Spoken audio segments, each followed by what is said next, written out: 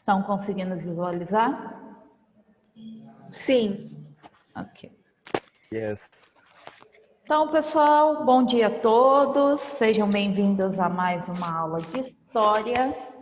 No tema da aula de hoje, o grupo irá apresentar sobre o renascimento cultural e as reformas religiosas. Fiquem agora com o grupo.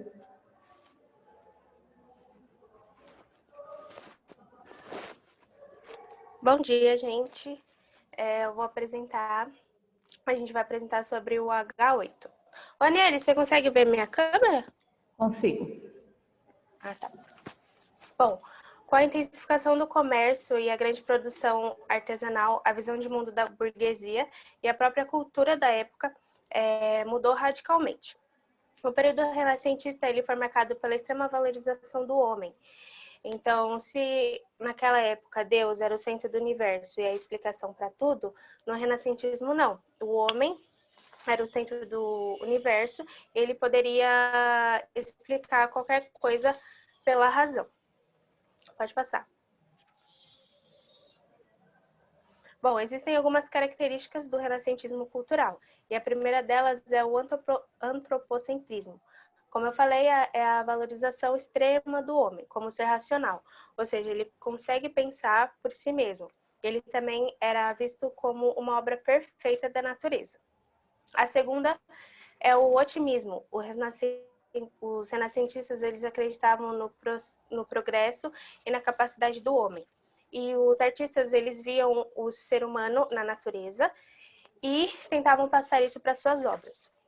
O terceiro é o racionalismo, onde a razão é a base do conhecimento. Então, se naquela época Deus e a religião era a resposta para tudo, no racionalismo não, a razão é a base do conhecimento. No humanismo, os humanistas eles tinham a função de traduzir e estudar alguns textos antigos, principalmente de origem romana ou grega. E o hedonismo era a valorização dos prazeres sensoriais. Então, aquela história de que os pecados estavam relacionados com os bens materiais já não existia, o que era muito comum. E o individualismo ele começou quando os artistas começaram a assinar suas próprias obras, sendo os únicos artistas, porque antigamente não era permitido isso. E, por último, a inspiração na antiguidade clássica. Os artistas eles eram influenciados pela estética de algumas obras gregas e romanas, e para isso existe um porquê que eu vou explicar mais para frente. E o próprio nome renascentismo, ele quer dizer renascer aquela determinada cultura ou uma parte da cultura. Pode passar. Bom, a Itália foi o berço do renascentismo, né, a Península Itálica, e com o tempo o renascentismo, essa ideia, foi se espalhando pela Europa.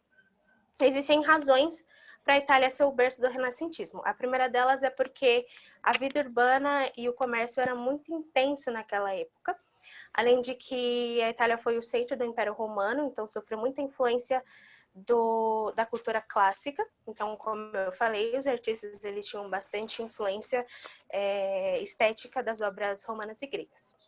E também em 1453, com a tomada da Constantinopla pelos turcos, alguns sábios bizantinos foram se refugiar na Itália e acabaram levando obras e manuscritos com eles, o que favoreceu muito o começo da ideia renascentista, porque até aquela época só tinham obras e literaturas relacionadas à igreja, à religião, então mudou um pouquinho o pensamento.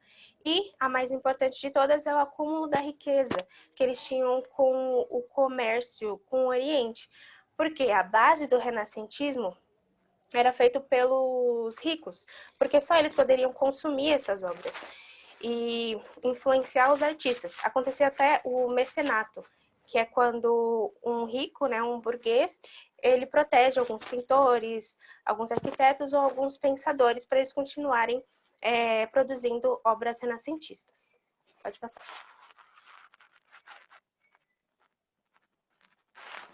Bom, a produção intelectual.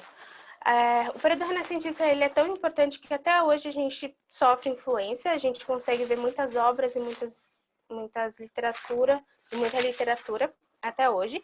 E agora eu vou dar alguns exemplos. Na arte plástica, a gente pode citar o nome de Leonardo da Vinci, que pintou a Mona Lisa, como está no slide, que é conhecida no mundo inteiro hoje. Se você ir para qualquer parte do mundo e mostrar essa imagem, todo mundo vai saber que é a Mona Lisa.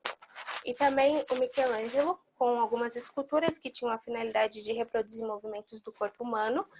E aí no slide eu coloquei Moisés. Pode passar. Na literatura, a gente tem Francisco Petrarca, que ele é considerado o pai da literatura renascentista. Então, ele é muito importante para esse movimento.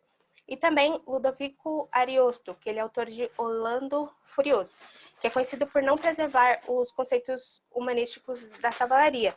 Ou seja, ele saiu do padrão, por isso que ele é considerado um autor renascentista. Pode passar. E na ciência a gente tem o Galileu Galilei, que é um importante físico e cientista, acho que é um dos mais importantes que a gente já teve. Ele desprezava qualquer teoria que não pudesse ser comprovada, e além disso, ele conseguiu provar o heliocentrismo, em que o Sol é o centro do universo e os outros planetas que giravam em torno dele, diferente do geocentrismo, que é o que era pregado naquela época. E também a gente... pode passar. E também a gente tem Nicolau Maquiavel, em que ele escreveu a obra O Príncipe, e nessa obra ele procura soluções para restaurar a ordem na Itália, durante esse período de renascimento. Pode passar. Como eu falei, a riqueza, o período renascentista dependia muito da riqueza e da classe burguesa. Só que chegou um momento em que a Itália ela passou por umas crises políticas internas e também houve a intervenção das potências políticas, o que dificultou muito a situação. E com isso, as riquezas dos comerciantes e de alguns burgueses começaram a ser consumidas. E esse mercado das obras passaram a não ser tão desenvolvido assim como era antes. E isso marcou a decadência renascentista. Pode passar. O renascentismo em outras partes da Europa. Nos Países Baixos, alguns burgueses e alguns comerciantes começaram a comprar obras renascentistas lá da Itália e com o tempo começaram também a comercializar em seus próprios países, e isso fez com que essa ideia renascentista se espalhasse por toda a Europa, nos Países Baixos. E na França também, os representantes renascentistas, eles sempre faziam algum tipo de crítica, seja ela com o pensamento religioso, a educação e a estática militares medievais da época. Na Espanha, a Espanha ela sofria muita influência da Igreja Católica. Isso dificultou muito o desenvolvimento das ideias renascentistas por lá. Mas, do mesmo modo, ele é representado pelo pintor El Greco com a visão apocalíptica. No livro está a visão apocalíptica, mas eu pesquisei aqui e também pode ser chamado de o quinto selo do Apocalipse. Mas, de qualquer maneira, essa obra que eu coloquei no slide, e ela basicamente, obviamente, fala sobre o Apocalipse da Bíblia. E também na literatura... pode passar.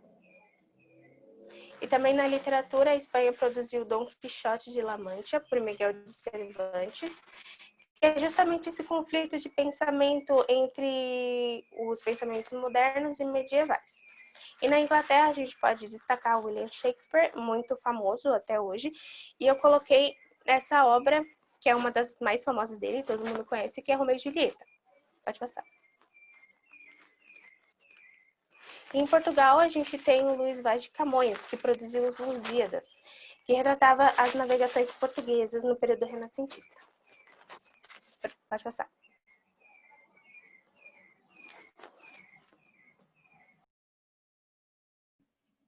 Tá dando para ouvir, professora? Anne, tá conseguindo me ouvir?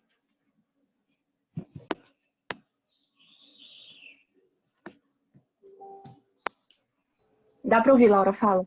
Dá para ouvir? Sim, Laura. Foi mal. Bom, eu vou falar sobre a reforma religiosa. Ela foi o movimento que rompeu a unidade do cristianismo, que era centrado na Igreja de Roma. Ocorreu por volta do século XV e XVI, e ela enfraqueceu a Igreja, permitindo assim que surgissem outras doutrinas religiosas. Ela pode ser explicada pelas transformações econômicas e sociais que ocorreram na Europa naquela época.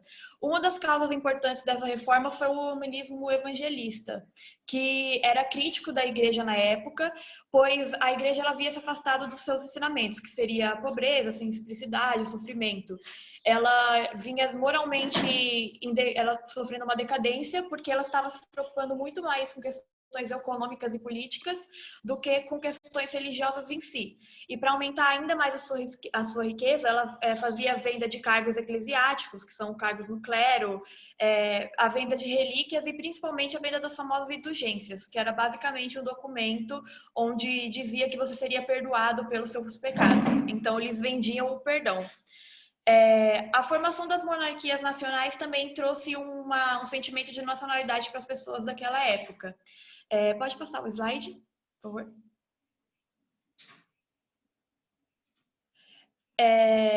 Ela trouxe, o ressentimento de nacionalismo trouxe essa coisa do rei e da monarquia ser muito mais valorizada do que o papa e figuras religiosas.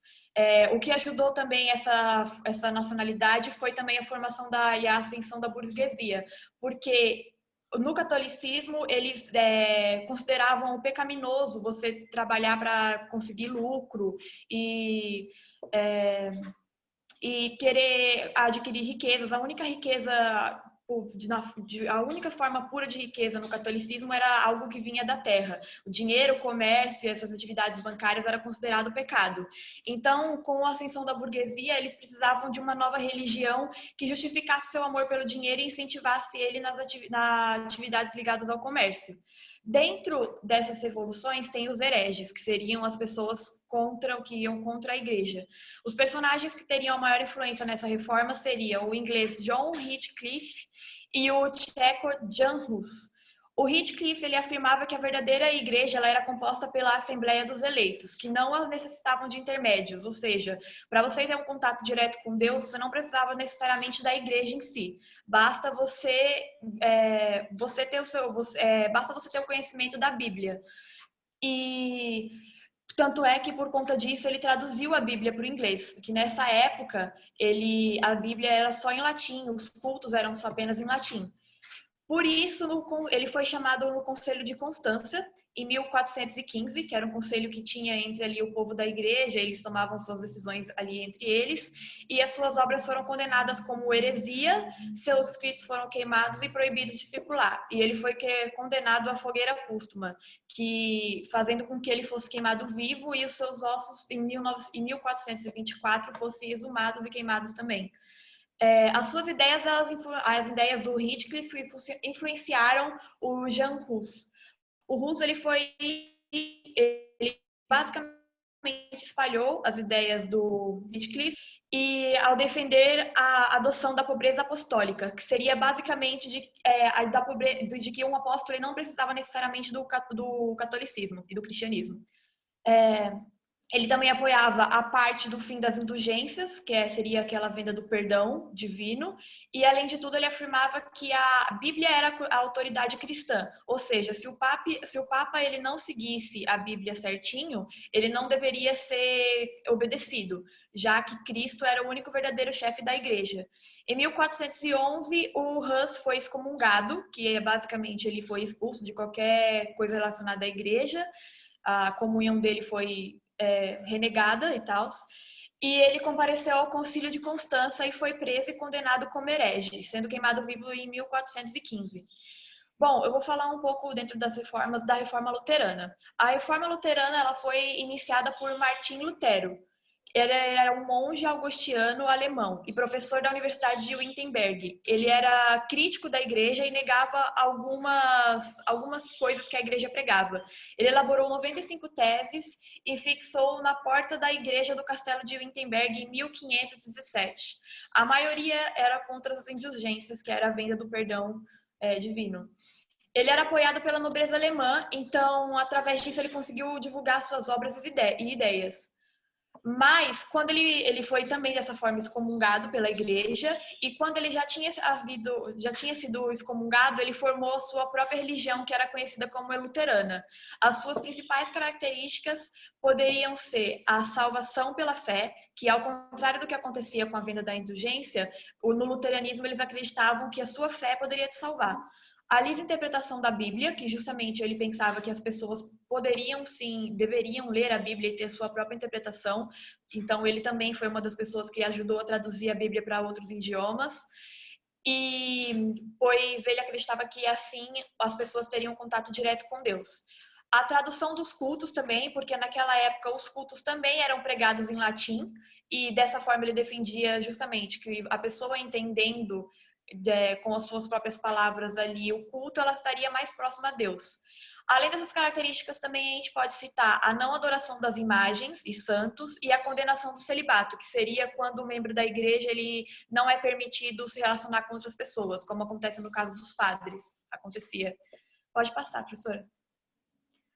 Bom, eu vou falar um pouco da difusão da reforma também, que foram as guerras religiosas. As ideias luteranas, elas influenciaram bastante o crescimento da oposição à dinastia de Habsburgo, que controlava vários territórios, e dentro dele estava o Sacro Império. Uma parte da nobreza, ela adquiriu o luteranismo, que foi o que eu expliquei no tópico anterior, e ela lutou para tomar os bens da igreja e se livrar do domínio de Habsburgo. Iniciando assim um conflito que só terminou em 1555, quando houve a Paz de Augsburgo, que estabelecia que cada estado alemão poderia escolher a sua religião e território no território em que ele estivesse sob o seu controle. Então, cada território poderia escolher a sua própria religião. Pode passar.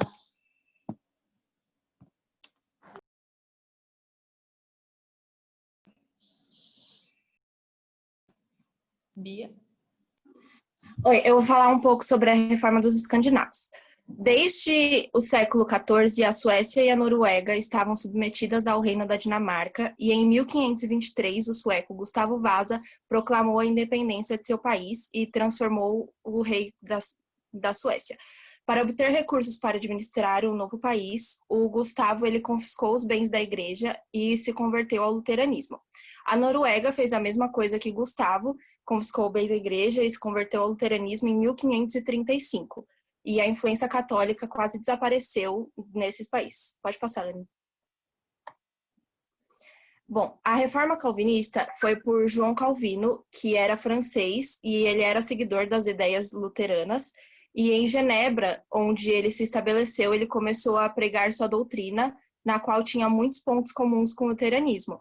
E a sua principal diferença foi na doutrina da salvação, onde para Lutero, como a Laura falou, se dá pela fé e para Calvino pela predestinação.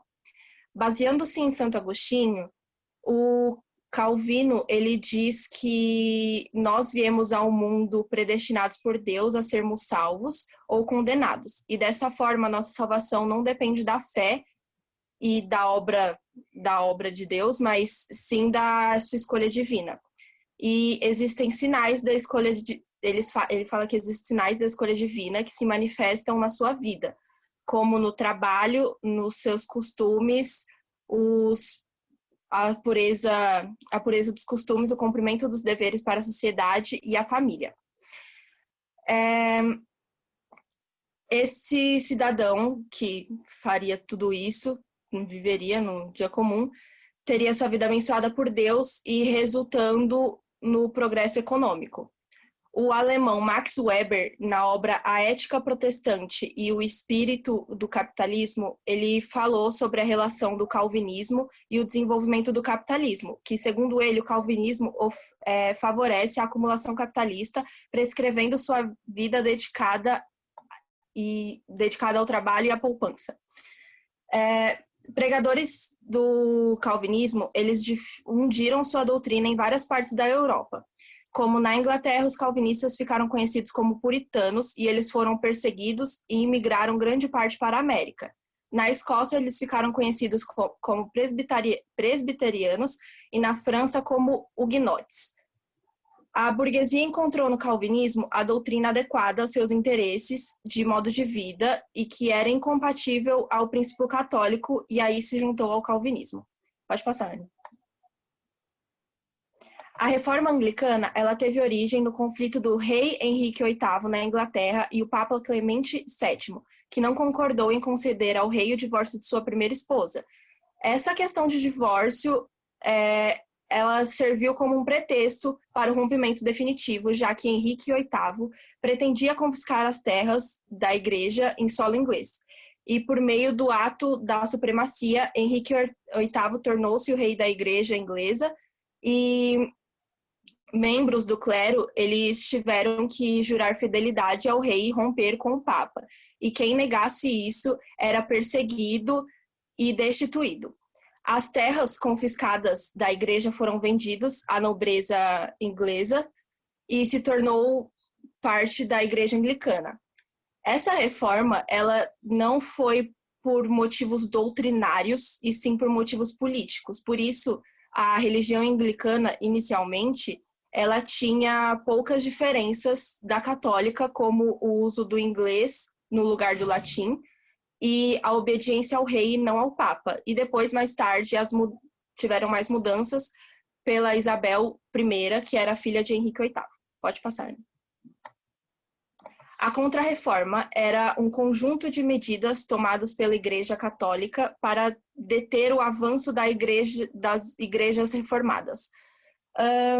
A principal providência tomada foi o Concílio de Trento, que foi onde foi reafirmado os dogmas e os princípios católicos negados pelos que reformaram, e foram criados o Index Librorum Prohibitorium, que é tipo relação dos livros proibidos. Foram criados também o catecismo da educação religiosa, principalmente para as crianças, e os seminários para formar o clero. O Tribunal de Santo Ofício foi renomeado e reativado para perseguir os que se desviassem do princípio católico. A Contra-Reforma reafirmava que só a Igreja era permitida a interpretação da Bíblia, e nessa época a ordem religiosa Companhia de Jesus, ela foi reconhecida pela Igreja, que essa ordem foi importante para a difusão do catolicismo na América. Os jesuítas, eles foram submetidos a uma rigorosa disciplina e eles dedicavam-se à educação e à catequese. A Contra-Reforma conseguiu afastar a ameaça reformista do sul da Europa e até hoje na Itália, na Espanha e em Portugal são países essencialmente católicos. É isso.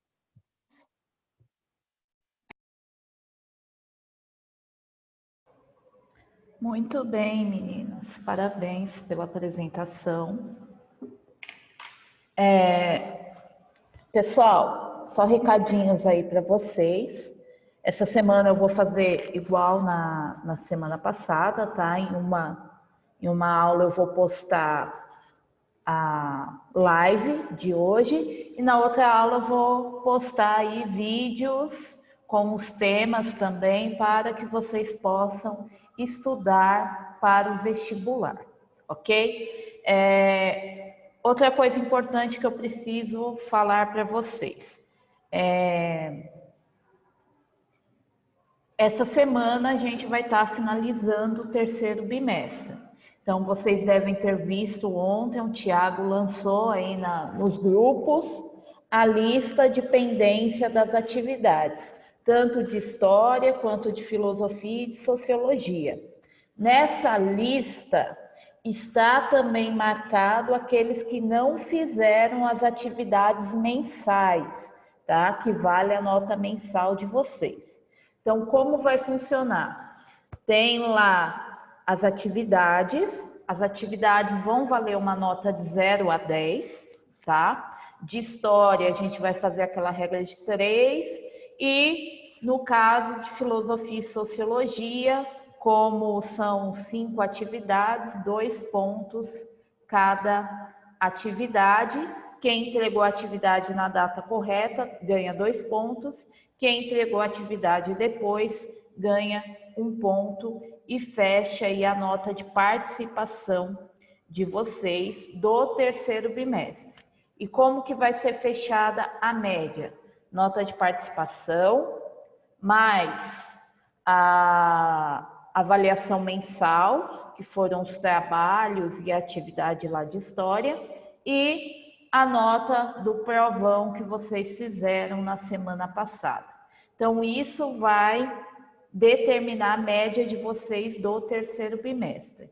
Então, aqueles que estão com atividades pendentes, têm até o dia 9, sexta-feira agora, às 19 horas, para fazer as atividades que ficaram pendentes.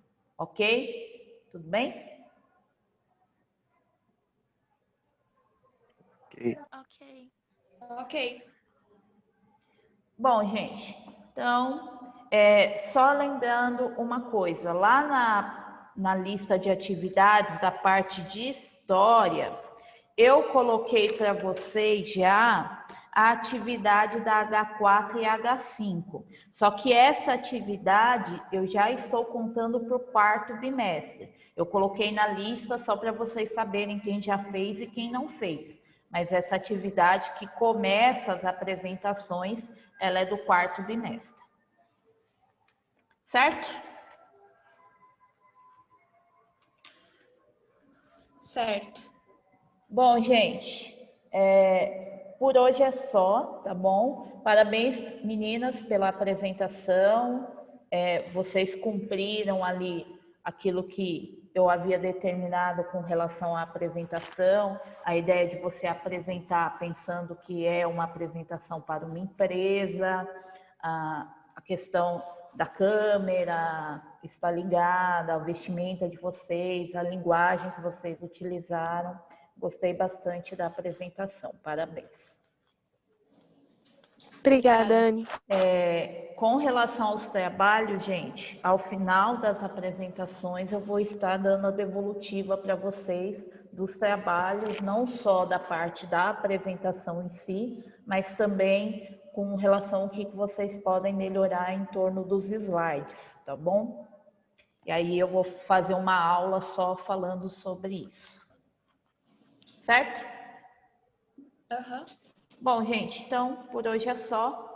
Até semana que vem com o grupo da Paula. Tchau, Anne. Tchau. Tchau. Tchau, Anne. Obrigada.